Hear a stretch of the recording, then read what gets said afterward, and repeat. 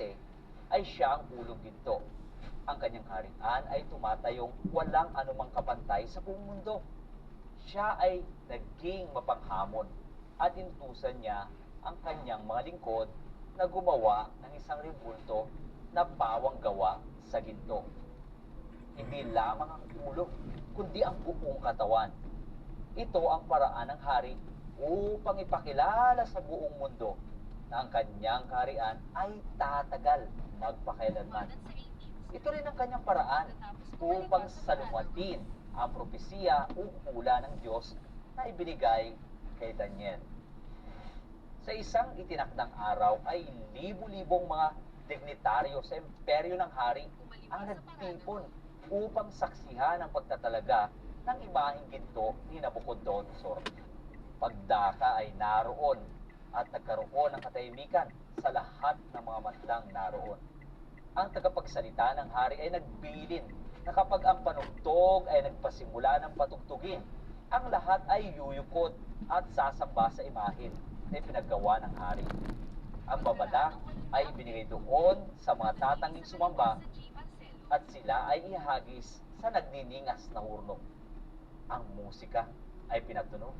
Ang lahat ng mga tao ay nagpatira pa at sumamba sa imahin. Ang totoo, halos lahat ng tao sa gitna ng malawak na madla ng mga taong nakaluhod ay nakatayo, si Sadrach, Mesach at si Abednego, ang tatlong Hebreong tumangking sumaway sa Diyos sa pamamagitan ng pagyukod at pagsamba sa idolo. Agad ay nabalitaan ito ng hari. Nagpupuyos sa galit dahil sa mayroong hindi sumunod sa kanyang direktang kautusan. Iniuutos ni Nabucodonosor na mga sumuway ay madala sa kanyang harapan. Nang ang hari ay tumingin sa tatlong Hebreo, ay nakilala niya agad sila. Sila ay hindi mga pangkaraniwang makabataang lalaki na may angking katalinuhan at maraming mga talento. Ang hari ay nagpasya, nabigyan pa sila ng isa pang pagkakataon. Ayon sa aklat ng Daniel, Kapitulo 3:15. Kung kayo nga'y magsihanda sa panahong inyong marinig ang tunog ng lahat ng sari-saring panugtog na mga patirapa at magsamba sa larawan na aking ginawa, mabuti. Ngunit kung kayo'y hindi magsisamba, kayo'y iahagis sa oras din yaon sa gitna ng mabangis na hurnong nagniningas. Maaaring nakikita nila Sadrach, Abednego at Mesach ang apoy mula sa malaking hurno. Walang pagdududa tungkol sa nais gawin ng hari. Ano ang kanilang gagawin? Sila ba'y susunod sa hari at mananatiling buhay? O susuway sa direktang kautusan ng Diyos at mamatay? Ano kaya ang gagawin mo? O napakadaling idahilan. Sabihin na hindi siguro masama na yumukod na minsan sa idolo sa gayong pagkakataon. Dahil nga kasi ang kanilang mga buhay ang nakataya. Hindi kaya sila magpapakita ng paggalang sa hari? Malinaw na ang gayong mga kaisipan ay hindi pumasok sa kanilang mga isipan sapagkat sila ay naturuan ng mga utos ng Diyos simula sa pagkabata. At isa sa mga utos na iyon ay ang nagsasabi tungkol dito sa Exodus chapter 20, 4 and 5. Huwag kang gagawa para sa iyo ng larawang inanyuan o ng kawangis man ng anumang larawan. Huwag mong yuyukuran sila o paglilingkuran man sila. Mahinahon at walang pag-atubili na sila ay sumagot sa Daniel Kapitulo 3, talatang 16 at 18. O Nabucodonosor, kami walang kailangan na may sagot sa iyo sa bagay na ito. Narito, ang aming Diyos na aming pinaglilingkuran ay makapagliligtas sa amin sa mabangis na hurnong nagniningas. At ililigtas niya kami sa iyong kamay, O Hari. Ngunit, kung hindi, talastasin mo, O Hari, na hindi kami maglilingkod sa iyong mga Diyos, di magsisamba man sa larawang ginto na iyong itinayo. Ang hari ay nagpuyos na galit.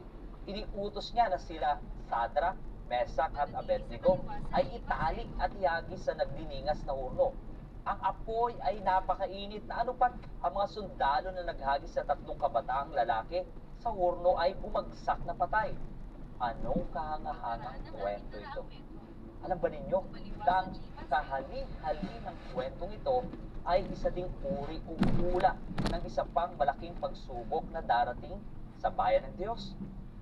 Sa aklat ng Apokalipsis, ang propetang si Juan ay gumamit ng paglalarawan mula sa 3 kapitulo ng Daniel upang isalarawan kung ano ang mangyayari sa pinakadulong na katapusan ng panahon. Tulad ng 3 Hebreo, ang bawat isa na nabubuhay sa panahon ng mga huling araw ng sanlibutan ay haharap sa katulad na pagpiling ginawa nila. Isang pagpili na magpakailanman pagtatahak ng iyong kahahantungan. Isang pagpili na minsan pa ay kabibilangan ng kahuwaran. Isang pagpili na may kinalaman sa pagsamba. Isang pagpili na ukol sa pagsunod sa Diyos kahit na ang kapalit nito ay ang kanilang mga buhay. Marahil, ang pinakaseryosong babala na naibigay sa mga nananahan sa lupa ay ang pagbababa sa kanila tungkol sa pagpiling ito. Malinaw na iniisip ng Diyos na mensaheng ito na tunay na napakalaga, sapagkat sinabi niya sa aklat ng Apokalipsis, Kapitulo 13, talatang 9.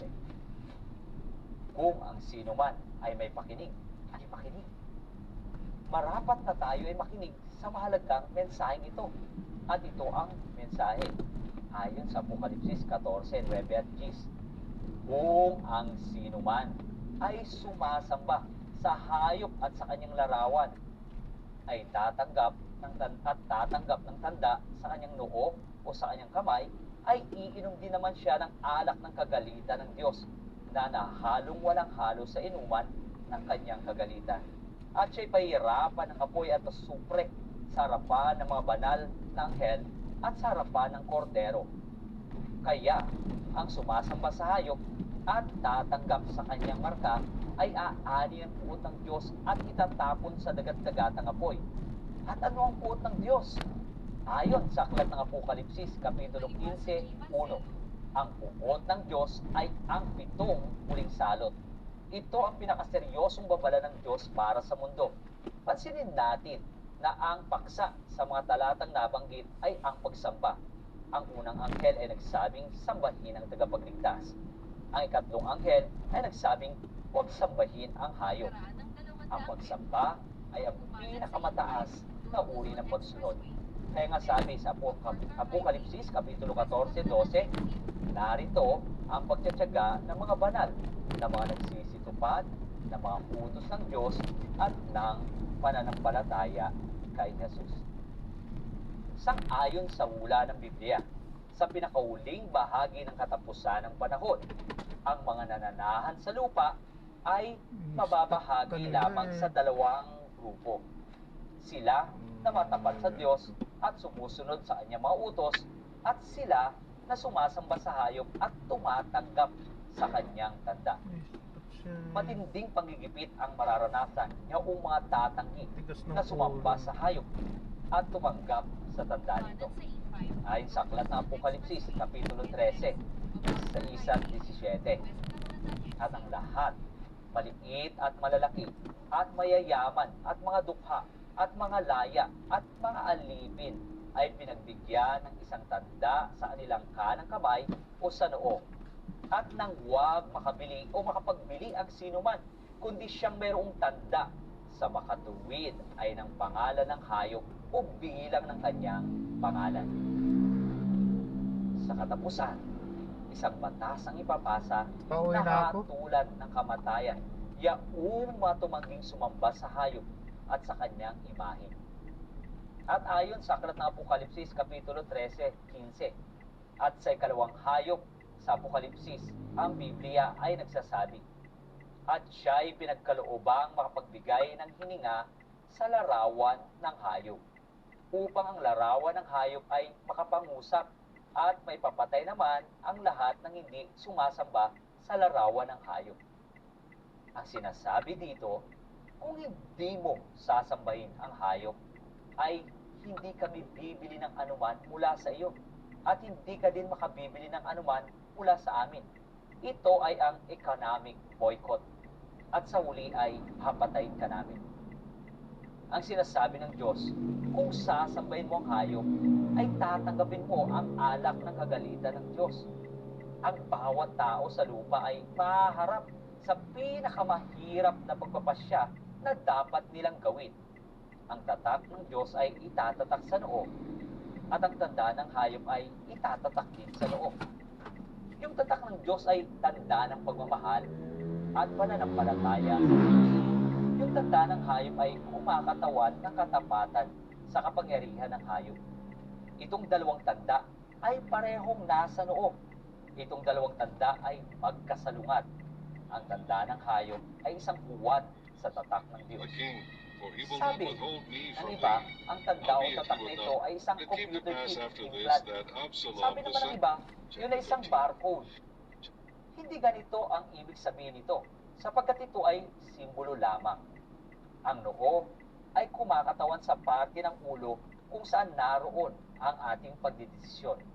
Kaya kung ikaw ay natatakan sa noo, ang ibig sabihin noon, nagdesisyon ka na kung kanino ka susunod, sa Diyos ba o sa hayop. Kaya ang tatak sa noo ay kumakatawan sa paniniwala. At ang tatak sa kamay ay kumakatawan sa pagsasakabuhayan ng iyong paniniwala. Pansinin natin na ang tatak ng hayop ay inilagay sa kamay din. Nangangahulugan itong panlabas na pagtupad o pagsasakabuhayan ng iyong paniniwalang tinanggap. Ang tatak ng Diyos at ang tanda ng hayop ay hindi literal na tanda o implant sa ating noo o kamay. Sila ay kumakatawan sa madesisyon at pagpili sa ating nakikita ngayon. Ang mga bagay na ito ay hindi ipinapahintulot ng Diyos na mangyari na hindi man lang nabalaan ang kanyang bayan.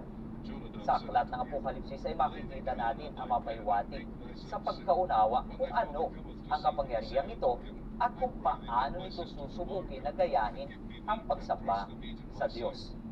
Ayon sa aklat ng Apokalipsis, Kapitulo 13, 1 at 2, isinulat ng alagad na si Juan na, at siya'y tumayo sa buhanginan ng dagat. At nakita ko ang isang hayop na umahon sa dagat na may 10 sungay at 7 ulo. At sa kanilang mga sungay ay may 10 diadema.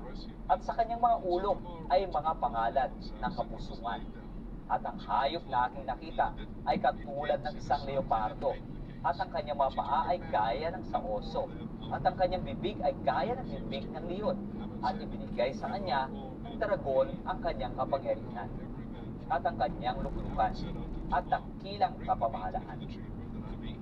Ano kaya ang sinasagisagan ng gayong hayop?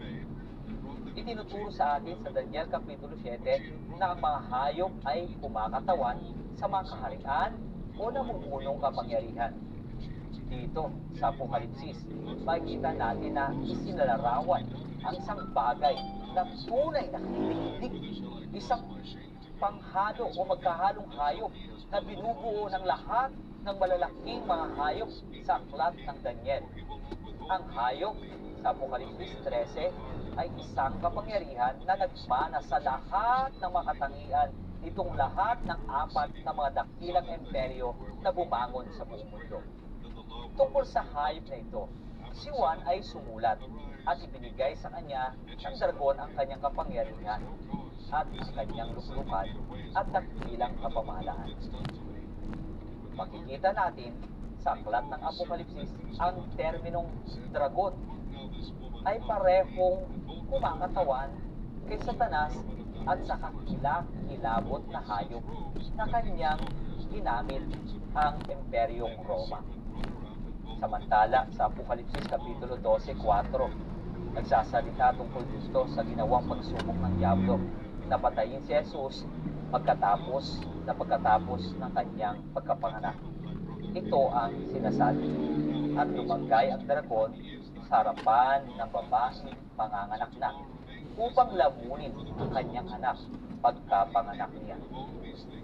Siyempre, sa pamagitan ni Herodes na tila ay sinubukan ni Satanas na gawin ito. Siya ay nagputos ng lahat ng lalaking sanggol sa Bethlehem hanggang sa 2 taong gulang ay dapat napatayin. Ang sanggol na si Jesus ay muntikan nang hindi nakatakas sa kalunos-lunos na pagdanap ng dugo. Dito ay makikita natin si Satanas na gumagawa sa pamamagitan ng Imperyong Romano. Idinagdag pang inihula sa propesiya na ang kapangyarihang ito ay ang pagganong Roma. Ibinigay ang kanyang kapangyarihan at ang kanyang lukulukan at ang dakilang kapamahalaan sa hayop. Ito yung ating nabasa sa aklat ng Apokalipsis, Kapitulo 13, talata 2. Ang pagganong Roma ba ang kaganapan ng hula? At kung gayon, kanino ito ibinigay? Sa loob ng maraming siglo, ang Iglesia Romano ay gumamit ng dokumento na may pamagat na The Donation of Constantine upang patunayan ang karapatan nito sa lungsod ng Roma. Ang dokumentong ito na sa bandang huli ay napatunayan isang peking dokumento ay nagbigay sa kanila ng pag-aangkin sa karapatan ng Iglesia na pamunuan ang kanlurang Roma sa pampolitika at sa pangreliyon noong AD 300. Inilipat ni Constantino ang kanyang kapitolyo sa Byzantium at pinalitan ang pangalan nito na Constantinople. Nang si Constantino ay umalis sa Roma, ay binigay niya ang kanyang lukulukan sa obispo ng Roma. Ang obispo ng Roma ang naging puno ng iglesia. Gayon din ang pagiging hari sa trono o luklukan. Ito ay nagbunga ng pag-isa ng iglesia o simbahan at estado, na ang iglesia o simbahan ang namumunong mas mataas kaysa sa estado.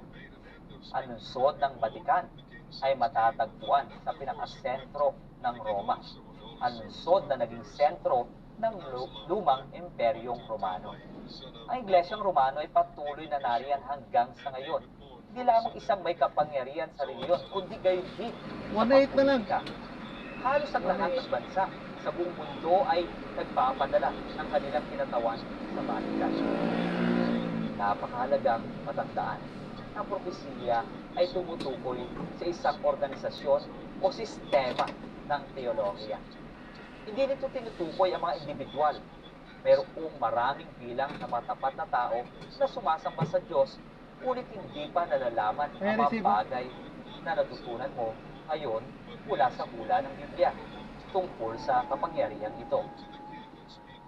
Ang masusing pag-aaral ng mga palatandaan ng pagkakilanlan ng unang hayop ng kapangyarihan sa Apokalipsis 13 ay nagbibigay linaw na ito ay yauding kapangyarihan na sinasagisagan ng maliit na sungay sa Daniel Kapitulo 7 na napag-aralan na natin. Inihula ng propetang si Juan ng hayop na may kapangyarihan sa Apokalipsis 13 ay merong tanda ng pagkakilanlan na susubukin ito na ipilit sa bawat tao isa-isa sa sanlibutan.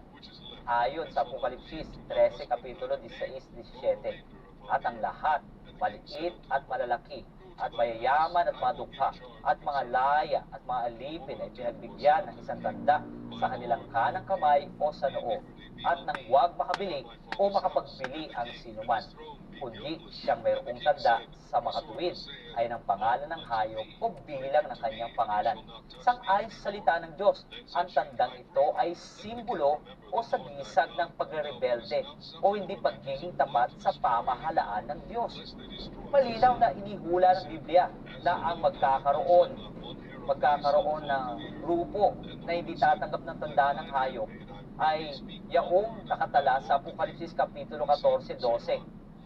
Narito ang pagtsatsaga ng mga banal na mga nagsisitupad ng mga utos ng Diyos at ng may pananampalataya kay Jesus. Huwag magkakamali. Ang malaking usapin na kahahantungan ng sanlibutan ito ay masesentro sa pagsunod sa mga utos ng Diyos.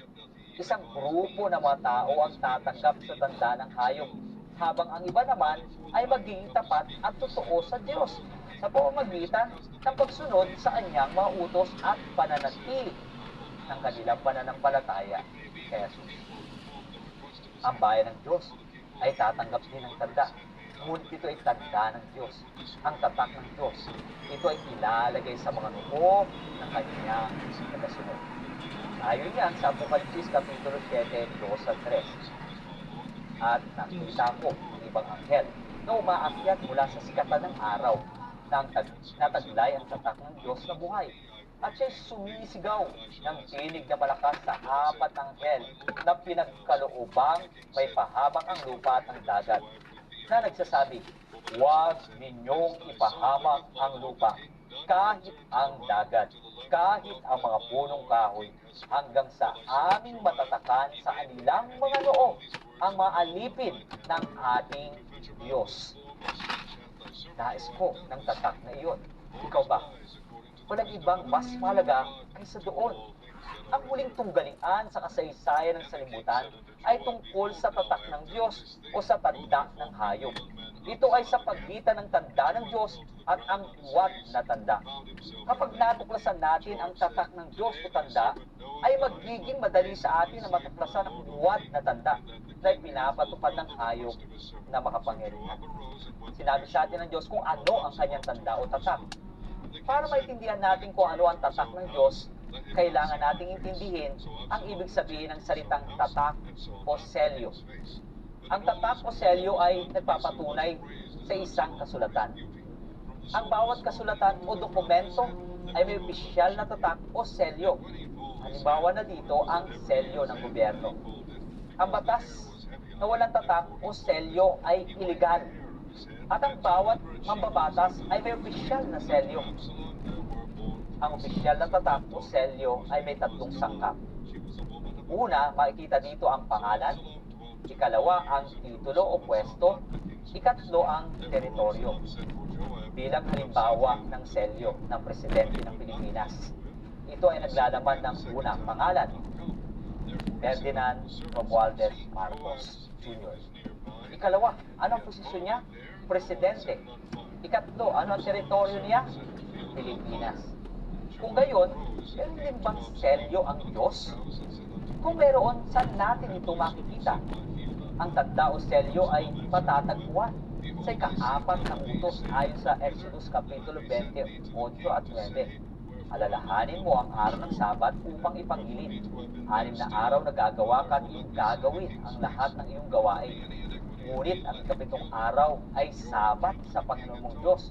Sa araw na iyan ay huwag kang gagawa ng anumang gawa. Ikaw, niyang iyong anak na babae ni lalaki, niyang iyong aliping lalaki ni babae, niyang iyong baka, niyang iyong taga-ibang lupa na nasa loob ng iyong pintuang daan. Pansinin narito ang unang bakas na makikita sa selyo. Una, pangalan, nakatala doon, Panginoon mong Diyos. Ayon yan sa Exodus 20:11. Sapagkat sa 6 na araw ay ginawa ng Panginoon ang langit at lupa, ang dagat, at lahat ng nangaroon, at nagpahinga sa ika-7 araw, ano pat pinagpala ng Panginoon ang araw ng Sabat at pinakabanal. Ang kalawang bakas sa selyo, yung titulo. Ano ang titulo niya? Manlilikha o Creator. At ang ikatlong bakas sa selyo ay naroon din sa ating binasa, teritoryo. Ano ang teritoryo? Langit at lupa. Dito sa aklat ng Exodus 28:11, tinutukoy dito ang tungkol sa Sabat. At sa Sabat, nakapaloob ang tatlong bakas na makikita sa selyo. Pangalan, Panginoon mong Diyos. Titulo, Manlilikha o Creator. Teritoryo, langit at lupa. Kaya sinabi ng Diyos ang ganito tungkol sa Sabat. Pansinin po ninyo, ayon po sa Exodus Kapitulo 31:13.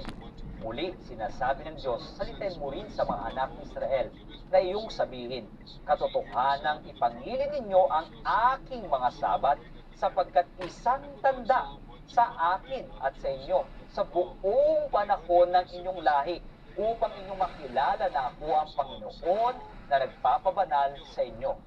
Ayon pa sa Ezekiel Kapitulo 20:12. Bukod dito, ibinigay ko rin naman sa kanila ang aking mga Sabat upang maging tanda sa akin at sa kanila. Ano kaya ang mangyayari kung tatanggihan natin ang tanda o seal sa 10 utos? ito ay walang kaibahan kundi tatanggalin din natin ang tatak o selyo ng gobyerno ng Pilipinas sa konstitusyon. Ito ay nangangulugang hindi legal ang konstitusyon, di ba? Kaya kailangang hindi rin natin dapat tanggalin ang tatak o selyo ng Diyos sa 10 utos para ito ay manatiling legal. Yung 10 utos na binago ang seal gaya ng ginawa ng ibang denominasyon ay illegal. Ang salitang Sabat mismo ay nangangulugang tanda o tatak ng Ama o ng Diyos. Ang root word ng Sabat na sab sa salitang Hebreo ay nangangulugang tanda ng Diyos. Sinabi ng Diyos ng Sabat ang kanyang palatandaan o tanda ng kapangyarihan. Ano naman ang sinasabi sa hayop tungkol sa tanda ng kanyang kapangyarihan at otoridad? Ang mga sumusunod na sipi ay nagmula sa katekismo ng Katoliko. Ito ang naasaad. Tanong, paano mo mapapatunayan ng iglesia o simbahan ay may kapangyarihan na mag-utos ng mga pista at banal na araw? Sagot, sa pamamagitan mismo ng pagpapalit ng araw ng Sabat tungo sa linggo na pinapahintulutan ng mga protestante. At kung magkagayon ay pagkiliw nilang sinasalungat ang kanila mismong sarili na may gupit na nangingilin na linggo at sumusuway naman sa iba pang kapistahan na ipinatutupad ng simbahan o iglesia ding yaon. Tanong, meron ka pa bang ibang paraan para patunayan na ang iglesia o simbahan ay may kapangyarihan na magtatag ng mga utos tungkol sa mga pagdiriwang? Ang sagot, kung wala siya ng gayong kapangyarihan, ay hindi niya dapat na maipalit ang pangingili ng linggo, ang unang araw ng sanlinggo, para sa pangingili ng Sabado, ang ikapitong araw. Isang pagbabago na kung saan ay walang pahintulot ng kasulatan. Ito ay nakatala sa An Abridgment of the Christian Doctrine. Sabi ni Henry Toberville, page 58. Ang pagsamba sa araw ng linggo ang tanda ng kapangyarihang Panginoon ng Iglesia ng Romano, sang-ayon sa kanyang sariling patotoo. Siya ay may kahandaang umamin na pinalitan niya ang araw ng pagsamba mula sa Sabado patungong linggo. At idinagdag pa, sinasabi niya na ang pagpapalit na ito ang tanda ng kanyang pansimbahang otoridad. Ayon sa letter from C.F. Thomas, Chancellor, to Cardinal Gibbons noong October 28, 1895.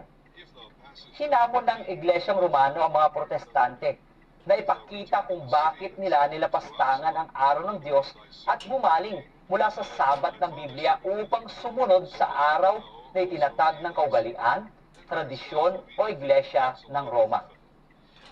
Ayon sa aklat ng Daniel 7:25, alalahanin na inihula ni Daniel ng hayop ng makapangyarihan ay isiping baguhin ang panahon at ang kautusan.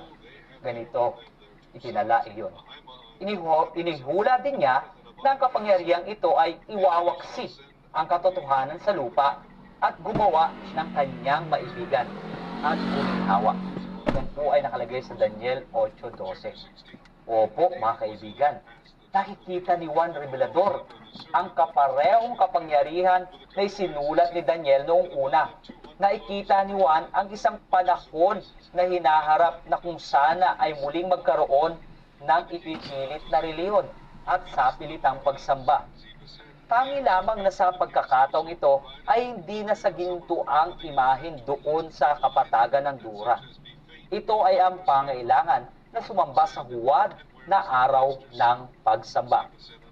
Ayon sa aklat ng Apokalipsis, Kapitulo 13, 16 at 17, at ang lahat, maliit at malalaki, at mayayaman at mga dukha, at mga laya at ang mga alipin, ay pinagbigyan ng isang tanda sa kanilang kamay o sa noo, at nang huwag makabili o makapagbili ang sinuman, kundi siyang mayroong tanda sa makatuwid ay ng pangalan ng hayop o bilang ng kanyang pangalan.